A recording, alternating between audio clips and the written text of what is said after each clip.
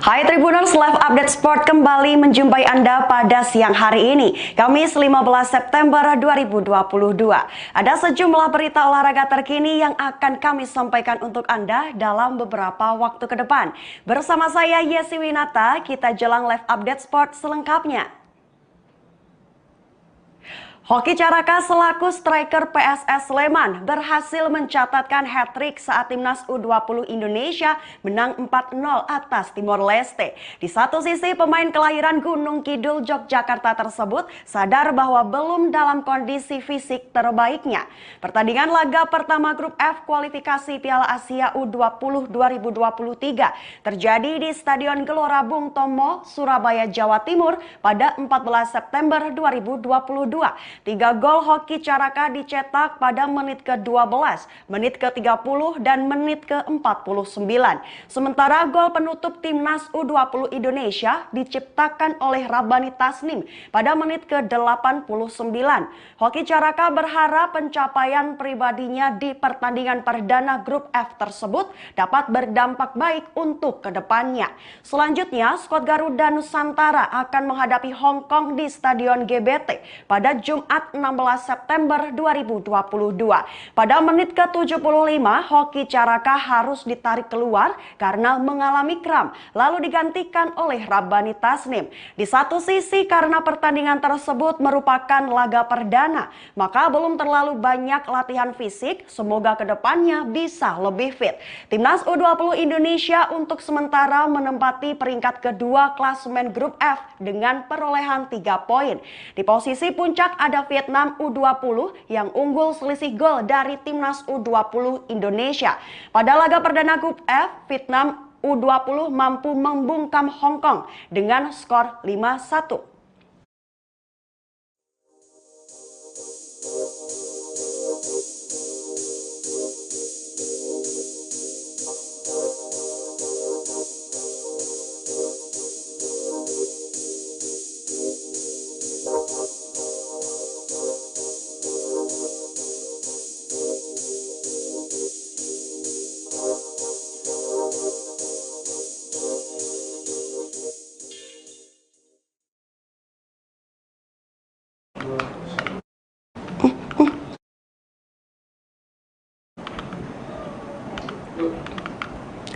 Grup E, F, G, dan I sudah memainkan matchday pembuka pada laga keempat kualifikasi Piala Asia U20 2023 pada 14 September 2022. Hasil dari pertandingan tersebut hanya timnas U20 Indonesia, Thailand, dan Vietnam yang meraih kemenangan dan membuat ASEAN tersenyum. Laga keempat kualifikasi Piala Asia U20 2023 pada dimainkan oleh seluruh grup kecuali grup H. Hal ini terjadi setelah kepesertaan Australia di kualifikasi Piala Asia U20 dipulihkan oleh AFC. Hal tersebut membuat hak tuan rumah yang awalnya didapatkan oleh Irak dipindahkan ke Kuwait dan baru dimainkan pada 14 Oktober 2022. Grup E, F, G, dan I sudah memainkan match pembukaan dan hanya 3 tim ASEAN yang berhasil menang di laga tersebut. 3 tim ASEAN tersebut adalah timnas U20 Indonesia, Thailand, dan Vietnam. Sementara sisanya para wakil ASEAN gagal meraih kemenangan pada matchday yang dilangsungkan semalam. Seperti Laos kembali menelan kekalahan atas Yaman pada matchday ketiga grup C dengan skor 1-2 di New Laos Stadium Vientiane. Kemudian pada grup E, juara Piala AFF U19 2022, Malaysia meraih hasil mengejutkan di laga pembuka di MFF Football Center Ulaanbaatar. Hasil mengejutkan tersebut adalah timnas U20 Malaysia gagal menang melawan tuan rumah Mongolia seusai meraih hasil imbang 1-1 pada laga pembuka. Dalam laga tersebut, Malaysia selalu mendominasi pertandingan namun gagal mengamankan mengamankan 3 poin. Kans Malaysia untuk mengamankan tiket lolos semakin berat karena wajib menang atas Korea Selatan dan Sri Lanka di laga berikutnya. Sementara itu, Thailand membuka petualangannya di kualifikasi Piala Asia U20 dengan kemenangan telak 3-0 atas Afghanistan. Pertandingan antara Thailand melawan Afghanistan terjadi di Al Saada Sport Complex Salalah. Hasil tersebut membawa Thailand berada di puncak klasemen sementara bersama Oman dengan selisih gol yang sama di grup G. Sementara di grup I yang dimainkan di Pamir Stadium Dushanbe, Tajikistan, dua wakil ASEAN sama-sama gagal meraih kemenangan. Dua wakil ASEAN tersebut adalah Kamboja harus mengakui keunggulan Lebanon dengan skor 0-1. Sementara Singapura ditahan imbang tuan rumah dengan skor imbang tanpa gol sama sekali. Sementara nasib paling buruk didapatkan oleh Brunei Darussalam di grup J.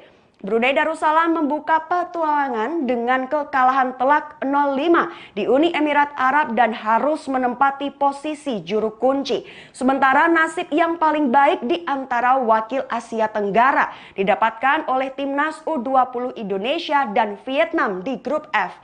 Di laga pembuka grup F, Vietnam berhasil membantai Hong Kong dengan skor 5-1 di Stadion Gelora Bung Tomo, Surabaya.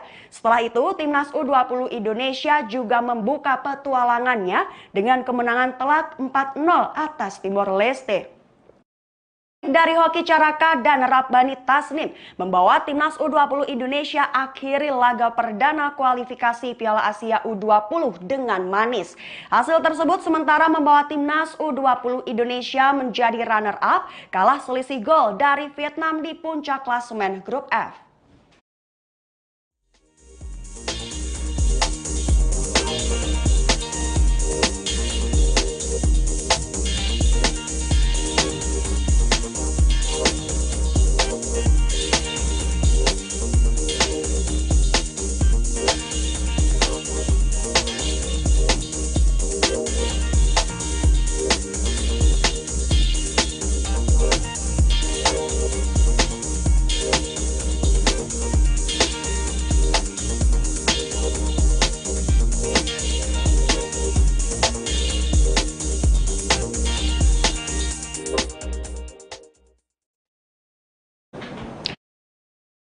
U20 Timor Leste, Gopal Krisnan AS Ramasamy melayangkan pujian kepada Timnas U20 Indonesia.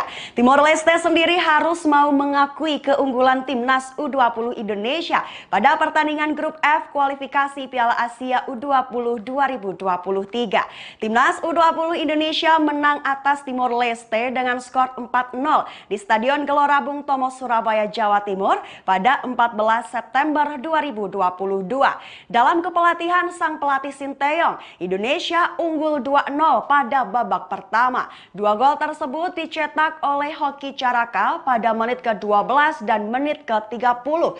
Pada babak kedua, Hoki Caraka berhasil mencetakkan hat-tricknya pada menit ke-49. Dan satu buah gol lagi dari Timnas U20 Indonesia dicetakkan oleh Rabbani Tasnim pada menit ke-86. Setelah pertandingan, pelatih Gopal Krisnan memberikan pujian atas permainan Timnas U20 Indonesia. Menurutnya, Indonesia telah menunjukkan suatu persembahan yang baik, sedangkan Timor Leste masih dalam proses membangun.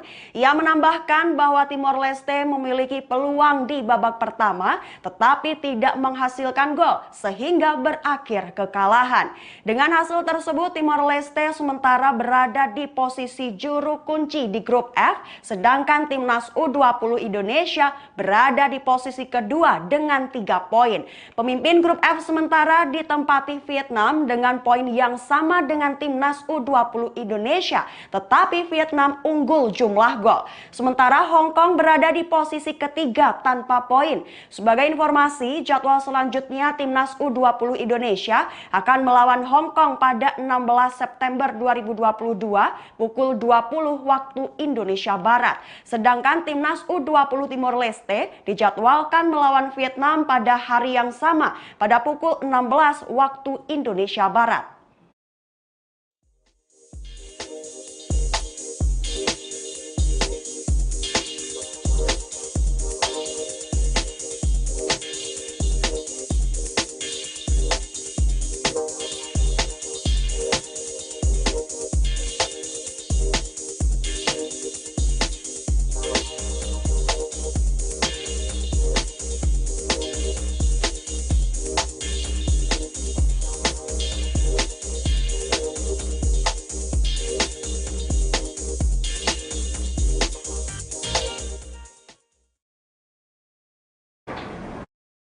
masuk ke pelatihan Sinteyong, Kakang Rudianto dan Robby Darwish berhasil mendapatkan potensi maksimal setelah mengalami perubahan posisi. Pada tahun ini, Sinteyong telah mengasuh timnas U19 Indonesia dalam 2 turnamen berbeda. Pertama ada Piala AFF U19 2022 dan terkini ada kualifikasi Piala Asia U20 2023. Pada 2 turnamen tersebut, 2 pemain Persib Bandung, Kakang Rudianto dan Robby Darwish mengalami perubahan posisi. Hal ini merupakan sebuah upaya dari Sinteyong dalam membentuk potensi maksimal dari setiap pemain. Selain mereka berdua, Dimas Juliono Pamungkas juga terlihat bermain lebih banyak layaknya bek tengah. Hal tersebut terjadi saat melawan Timor Leste pada laga kualifikasi Piala Asia U20 2023 pada 14 September 2022 di Stadion Gelora Bung Tomo, Surabaya. Kemudian pada Piala AFF U19 2022 lalu, Sinteyong juga menurunkan Kakang Rudianto sebagai wingback kanan. Sampai tulisan ini dirilis, Kakang Rudianto menjadi penghuni tetap posisi wingback kanan dalam formasi 3-4-3 andalan Sinteyong. Padahal posisi asli seorang Kakang Rudianto merupakan bek tengah di Persib Bandung. Pilihan itu terbukti sukses untuk Kakang Rudianto, pasalnya ia mampu mengembangkan kemampuannya dalam menjelajahi ruang di sisi sayap lawan. Selain itu, Kakang Rudianto juga mampu memaksimalkan kemampuannya dalam melepas umpan silang yang berbuah assist bagi timnya. Tubuhnya yang tinggi menjulang membantu Kakang Rudianto memenangi duel di lebar lapangan. Pada laga semalam saat melawan Timor Leste saja, Kakang Rudianto berhasil mencatatkan 2 assist. Pemain kedua yang tentu wajib digarisbawahi adalah Robby Darwish yang berposisi asli sebagai gelandang bertahan.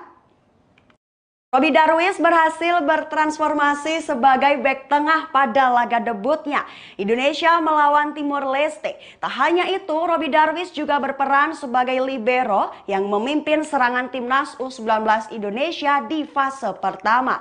Hasilnya, Robby Darwish berhasil akhiri debutnya dengan catatan clean sheet pada laga timnas U19 Indonesia melawan Timor Leste. Robby Darwish juga berhasil memaksimalkan kemampuan lemparan jarak jauhnya dan berubah menjadi gol bagi timnas U19 Indonesia. Robby Darwish berhasil mencatatkan 2 assist pada laga semalam. Tentu masih ada 2 laga berikutnya dari timnas U19 Indonesia di kualifikasi Piala Asia U20 2023 sehingga masih ada kans dari Sinteyong untuk melakukan kejutan taktik lagi di tubuh timnas U19 Indonesia.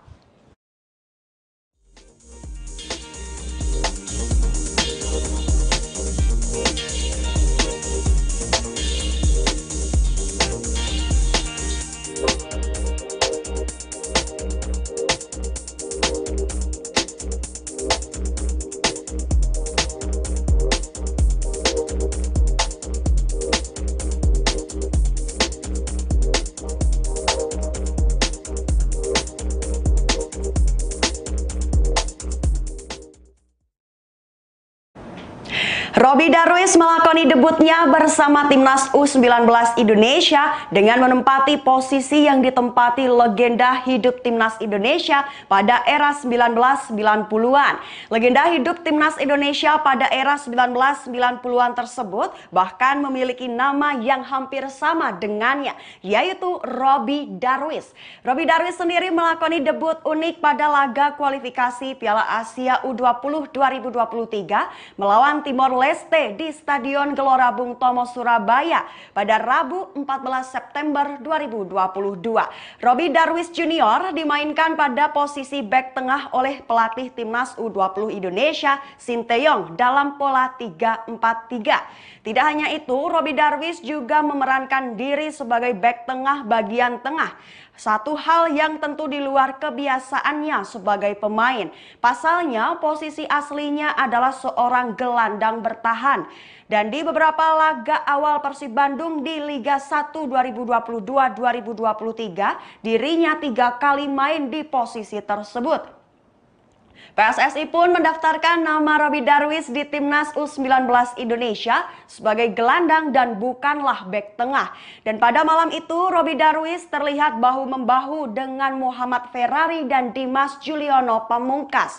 Muhammad Ferrari dan Dimas Juliono Pamungkas akan melebar jauh hingga garis tepi lapangan. Sementara Robby Darwish akan memimpin sirkulasi bola di belakang.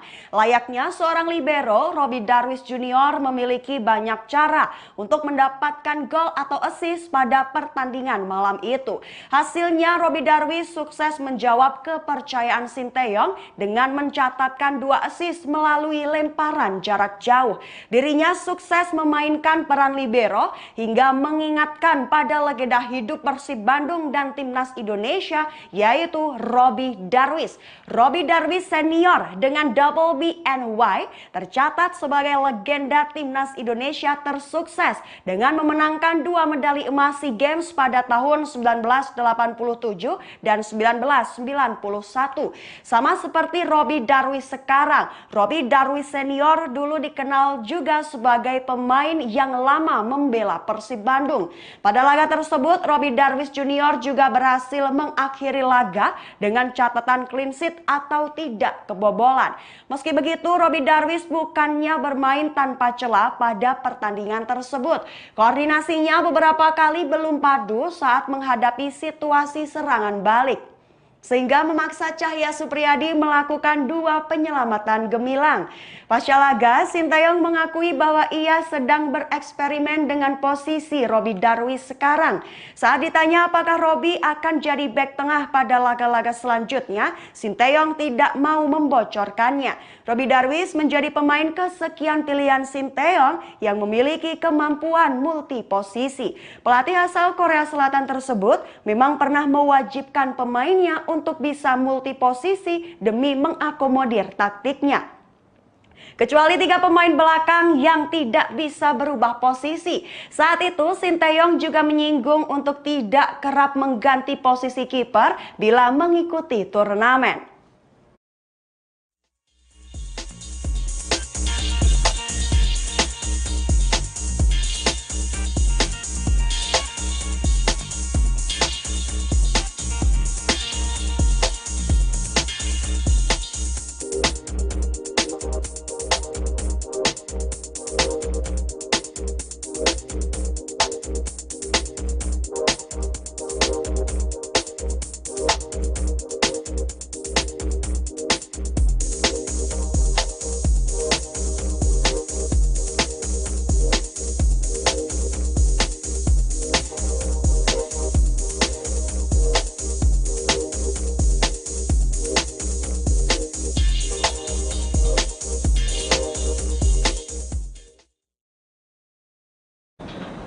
Jadwal Liga 1 2022-2023 akan melanjutkan 4 pertandingan pekan ke-10 pada Kamis 15 September 2022. 2 dari 4 pertandingan tersebut akan ditayangkan langsung di salah satu stasiun televisi nasional Indonesia. 2 pertandingan tersebut adalah Persebaya Surabaya versus Rans Nusantara FC dan Persis Solo versus Bali United. Dibuka dengan perseteruan Persebaya Surabaya versus Rans Nusantara FC di Gelora Bung Tomo mulai pukul 16 waktu Indonesia Barat.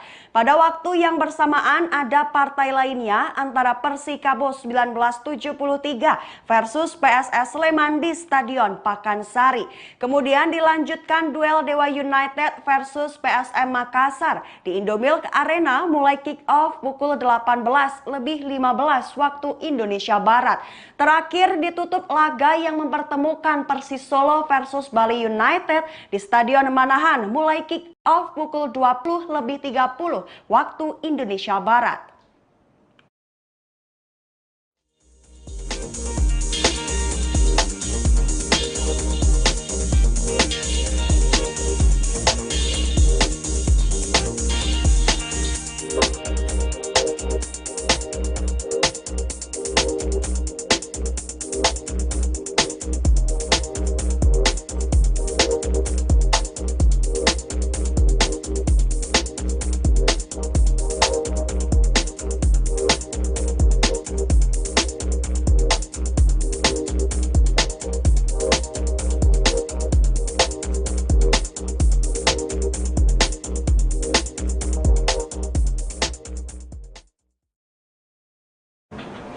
Persikabo 1973 akan menjamu PSS Sleman dalam pekan ke-10 Liga 1 2022-2023 di Stadion Pakansari Cibinong, Kabupaten Bogor, Jawa Barat pada 15 September 2022.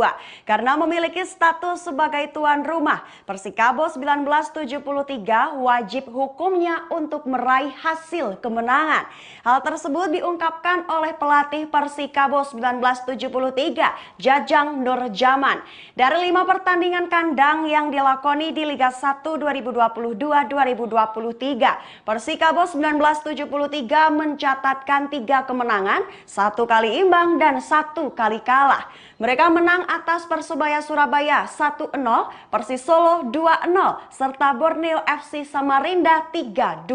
Lalu imbang saat kontra dengan Persija Jakarta 1-1, kemudian takluk dari Bayangkara FC 0-1. Lebih lanjut, Janur mengaku sudah melakukan pembenahan setelah Persikabo 1973 kalah 2-3 dari PSIS Semarang. Hal tersebut terjadi pada pekan ke-9 Liga 1 2022-2023 di Stadion Jatidiri Semarang, Jawa Tengah pada Jumat 9 September 2022 lalu. Persikabo 1973 dipastikan siap, semua pemain dalam kondisi yang sangat bagus. Dan kini Persikabo 1973 berada di peringkat ke-7 klasemen sementara dengan perolehan 13 poin.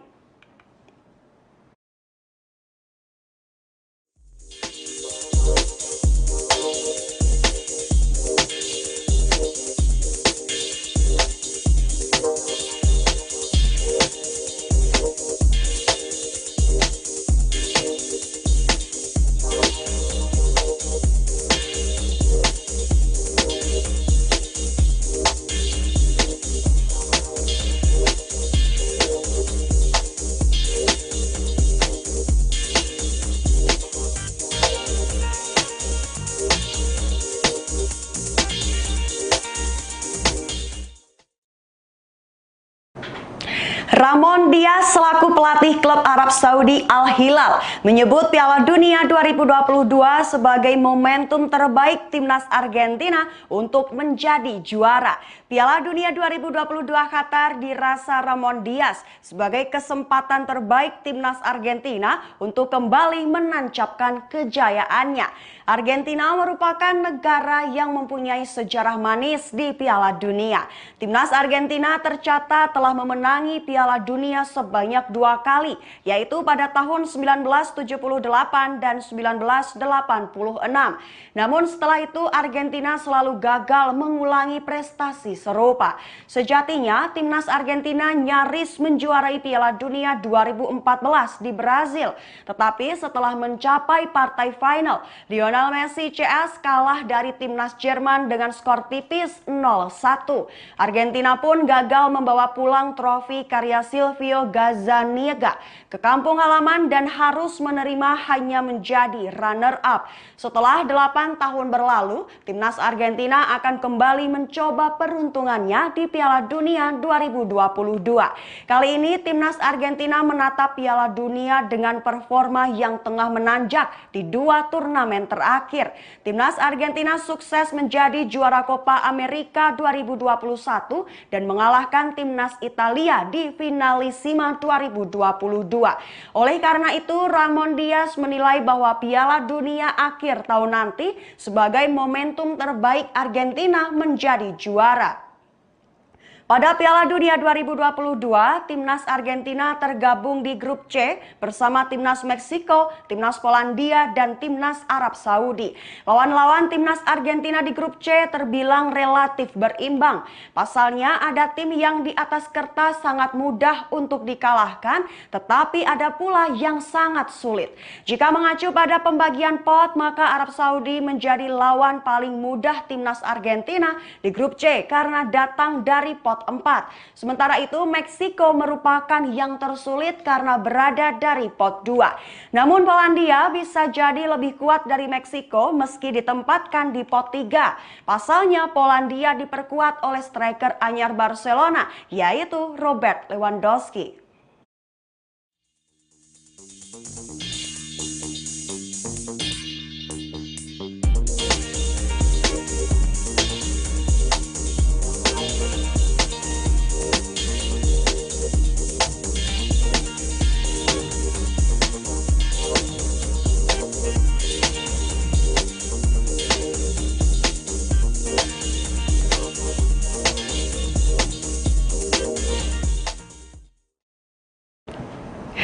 Ada momen Erik ten Hag bercanda sembari merangkul Cristiano Ronaldo dalam sesi latihan Manchester United. Hal tersebut diyakini menjadi tanda sang bintang akan menjadi starter untuk laga FC Sheriff versus Manchester United di Liga Eropa.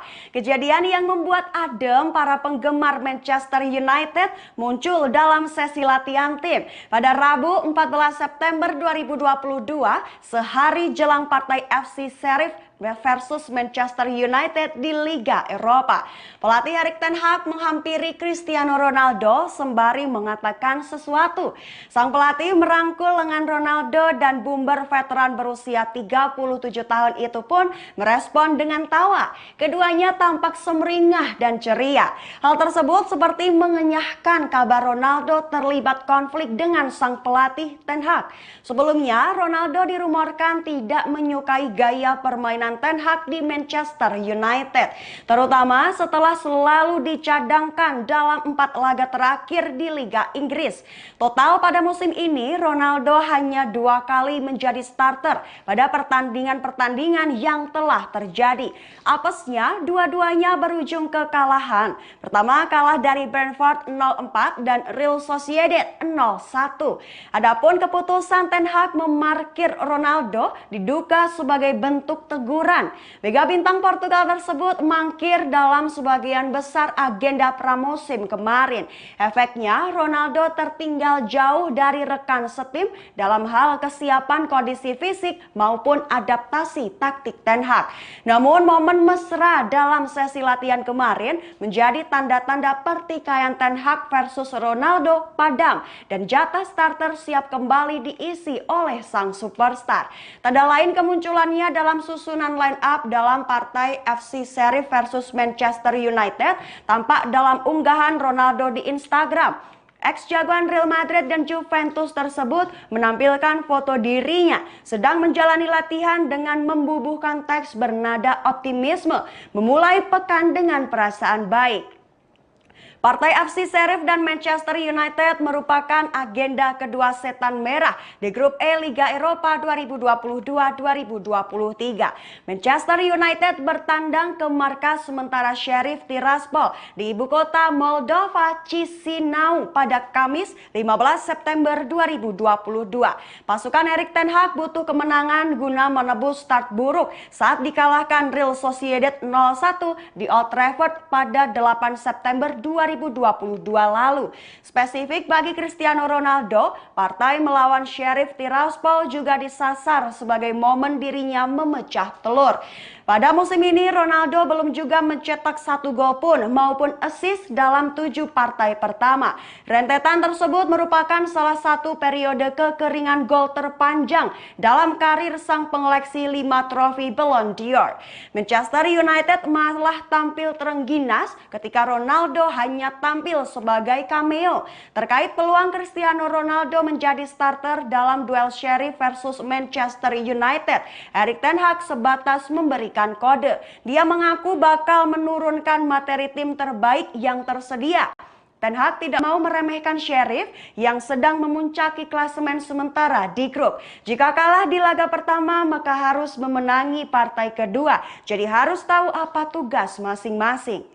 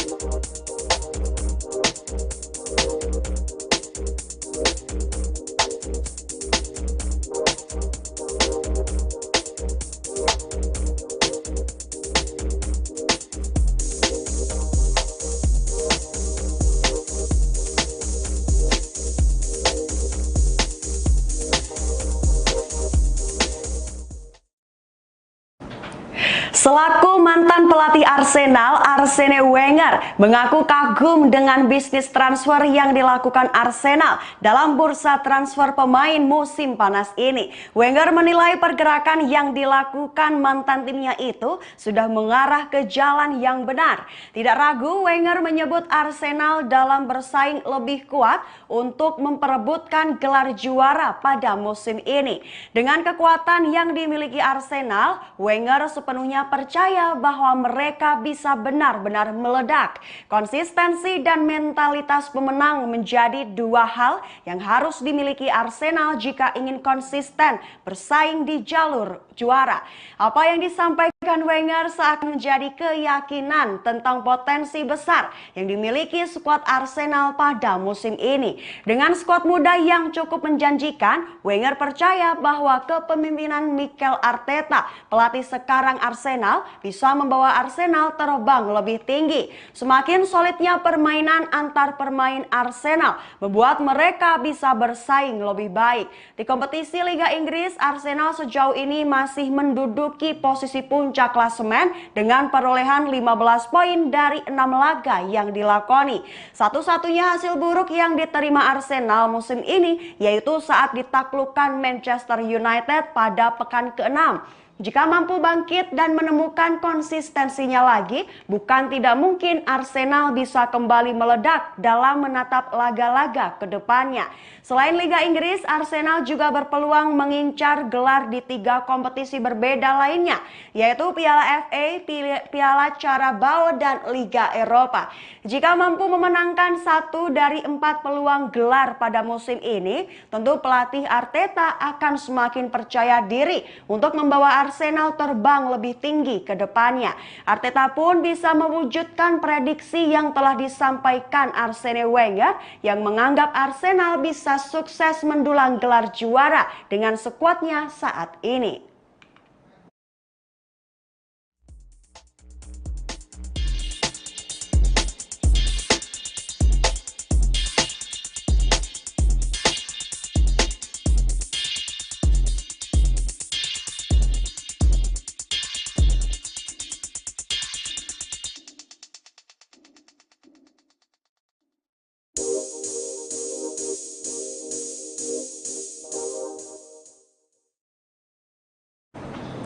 Gol Erling Haaland membawa Manchester City menang 2-1 atas Borussia Dortmund di fase